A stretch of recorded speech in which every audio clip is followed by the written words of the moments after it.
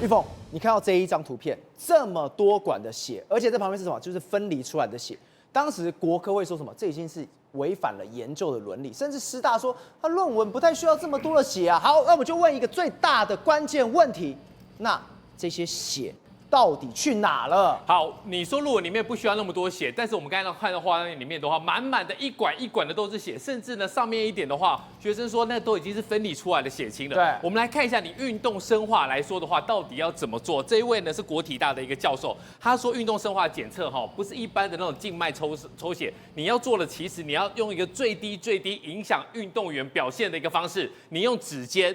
用你的耳垂来采血，那采血量讲一点点就好了。为什么叫一点点？因为我们是要来研究说运动训练的量在你身体造成它的反应。只要指尖跟耳垂，对。那我们刚刚看到那些画面，所以你看都直接戳下去的。没错，教授说，运动生化的抽血检测能够及时了解运动员的生理状况。好，这比如说他的肌酸、肌酶，然后那个确定的肌纤维是否损伤，血红素的带氧能力指标，掉太快代表疲劳，血乳酸则是检视运动强度的指标。所以呢，如果你正常的指标，你只要用你的耳垂、用你的指尖，你只要一滴血。你就可以测出来这些东西，对，因为这些是基本的指标。可是你来看一下这一次发生事情的，一管的血。然后最可怕的是细思极恐。如果你今天告诉大家说周教练他的训练，然后他的研究里面不需要那么多血，他们这种抽血的画面是非常可怕的。而且你一而再再而三在同一个血管，而且是不专业的抽血的话，那代表什么意思？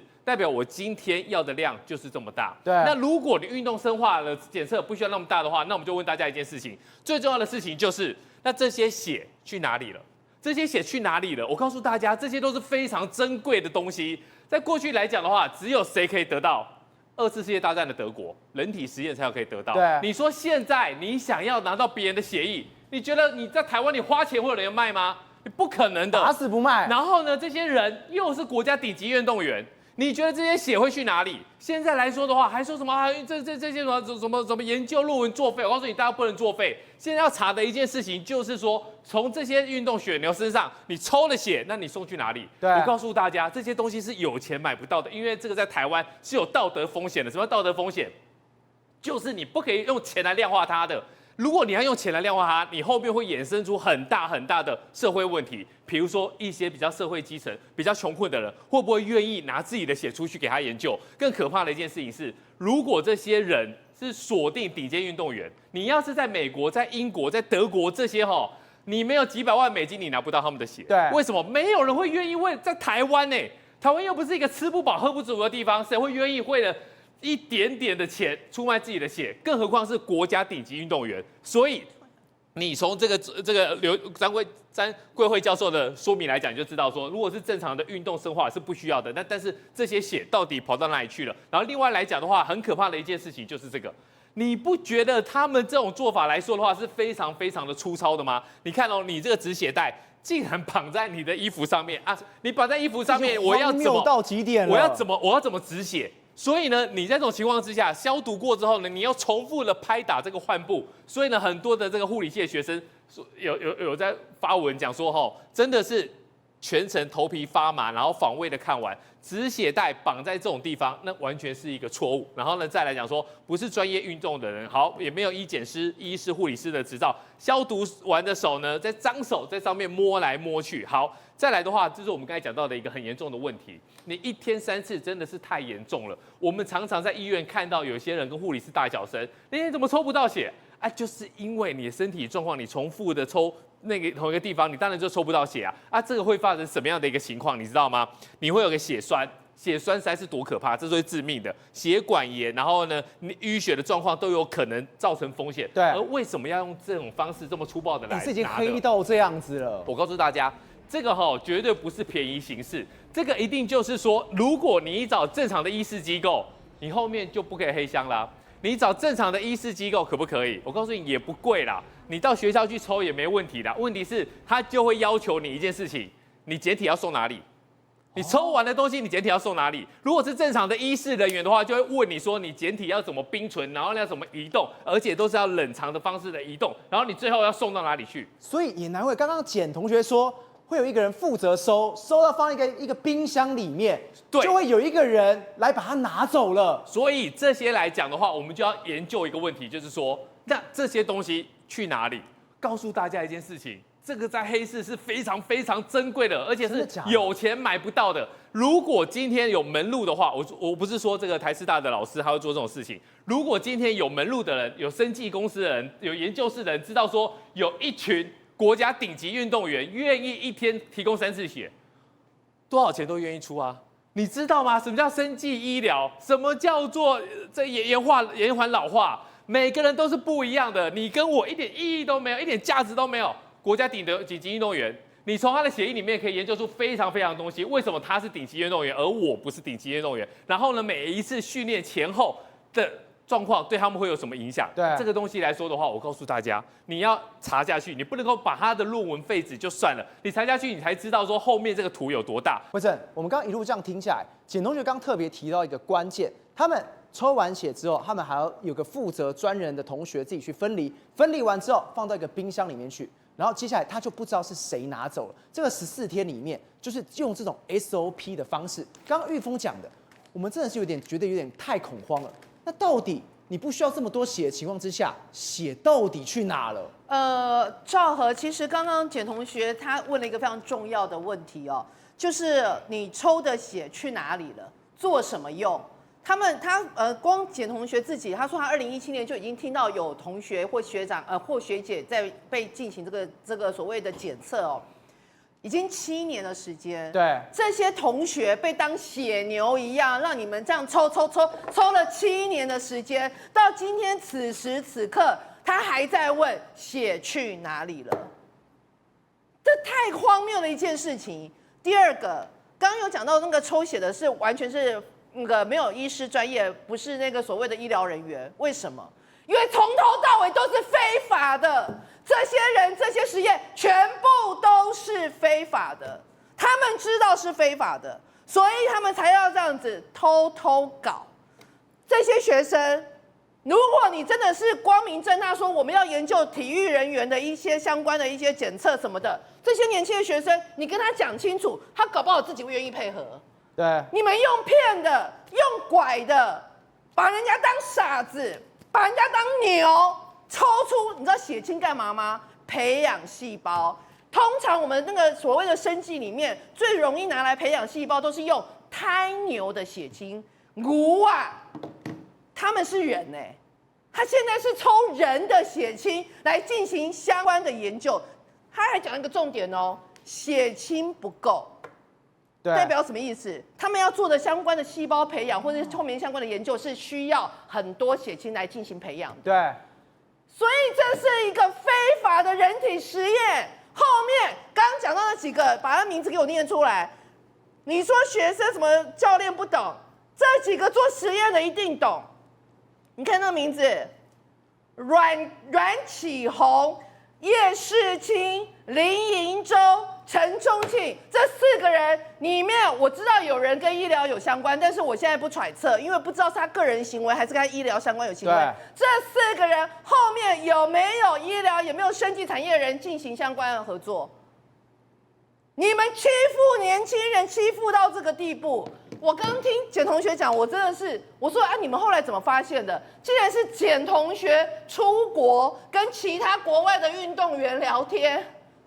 就国外运动员跟他说，这件事情好像不太对，竟然是要有国外的运动员告诉我们的简同学说这件事情好像是不太对，好像是违法的，对，他才回来，然后开始搜证，然后这些老师，我刚才特别问他，这是你们从去年到现在第一次学校给你们道歉吗？不敢相信他们竟然可以只手遮天7年，把这些年轻的女运动员当什么？我觉得真的他们是国家的一个非常重要的资产被你们这样子，然后刚刚听到我就更生气，连10080块叫你缴回10080块，叫你自己留着，你把人家当什么啊？欺骗在先，从头到尾抽人家的血，要人家把他自己的血进行相关的血清分离，最后血清分离现在进行到7年，血去哪里了？做什么研究？是不是给有钱人去打延缓老化，还是去做什么再生细胞的一个治疗？这2、3年，我们立法院才通过再生医疗法哦。对，再生医疗法是一个非常大的门哦，所以立法院通过这个法，这些年轻人慢慢被这些后面有没有一个庞大的产业链？我觉得这件事情非常严重。而且我们刚刚看到，如果没有简同学的话，这是第1期，这是第2期，这是第3期，没有简同学出来爆料的话，这个实验他会继续做下去的。我跟你讲，昭和你弄错了。刚简同学说，他一开始听到是2017年，更早了。现在国科会是从2022年，对不对？才开始拨预算。23年。换句话说，从2017年到2023年，这几年抽的血去哪里了？太荒谬了！既然有这样，真的是欺负人家哎！而且我跟你讲，我其实我觉得简同学他们非常勇敢，因为他们现在要面临的情况是什么，你知道吗？他们其实是只是想要知道我的血去哪里了，然后甚至有的同学只是想要毕业，结果现在出了这样的事情，他要面对的是包括学校师生对他们的异样眼光。对。但是如果我们不让这件事情曝光的话，我就问你，这样子非法行为，你这种事情只有在第3世界国家，这种事情只有在真的是第3世界，然后结果发生在我们台湾，而且发生了6、7年，一直到简同学跟一个外国的运动员聊天，他才知道这件事情是有问题的。所以台师大，你们是怎么样保护你们学生的？你把你们学生当血牛啊？台师大没有人包庇吗？国科会没有人包庇吗？这所有的案子牵涉到教育部的高教司、教育部的学务司、卫福部、国科会、台师大，这根本是一个多庞大的一个犯罪结构。昭和，你知道现在让人家最生气的一件事情，有多少的好几个女同学，她一辈子最大的梦想就是可以到台师大来学这个来练球，而且她会认为，她已经进入到台师大，他们是整个家族，甚至其中有一个也就是我们简同学的一个同学刘同学，他说他当时上了台师大的时候，因为他是他们家第一个考上大学的，他爸爸开心到在老家办桌庆祝，我永远都记着他那天骄傲的样子。结果进入到大学之后，然后参加了所谓的训练，然后呢，他在训练里面没有踢球，一直在踢，一直在抽血做检测，然后不断的在抽血做检测。更荒谬一件事情是，甚至要禁止对外说那是实验。只能说这是检测。后来寒假的时候，他想请假回家，毕竟他是在家乡那边，然后周末才要回，就平常才要来到这边来练球，根本没有机会回家。结果教练却跟他说，要么就服从球队的一个规则，要么就离开，差学分也毕不了业，我也不会给你专项成绩，看你要怎么办，是要一直被当，还是要休7年，最后被退学。结果他休学了，他只能选择休学，他休学了，不想再经历过这种事情了，他只能休学。然后非常就为他为骄傲的爸爸妈妈没有办法理解为什么好好的学校你要离开，我只能跟他们说我撑不下去了，我不想再运动了。但他们不知道，我不是不想运动，是我待的地方像地狱一样。我不敢说出实情，因为我爸爸知道的话会去和教练拼命。我也怕他们会难过，结果你知道吗？这个刘同学没有多久之后，他父亲意外身亡。所以换句话说，现在终于真相大白。但是刘同学的爸爸到目前为止，你看没多久他意外过世，我再也没有机会亲口跟他说。所以你说原谅吗？下半辈子吧。我的大学生活原本应该是快乐、充满希望，但是现在回头想，只觉得恶心。这个刘同学现在因为已经就是休学超过2年，学籍被除了，对不对？结果他现在变成是在饮料店打工。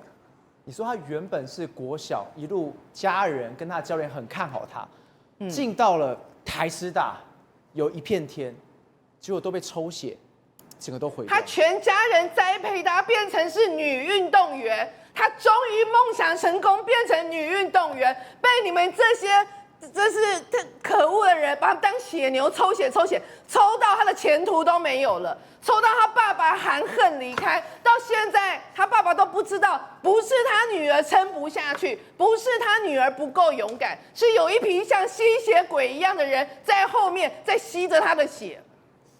他女儿不敢跟他爸爸说，对，所以你说原谅这件事情可以就这样成了吗？台师大，你可以让这样的事情就结束了吗？我们全台湾可以让这件事情就结束了吗？血去哪里了？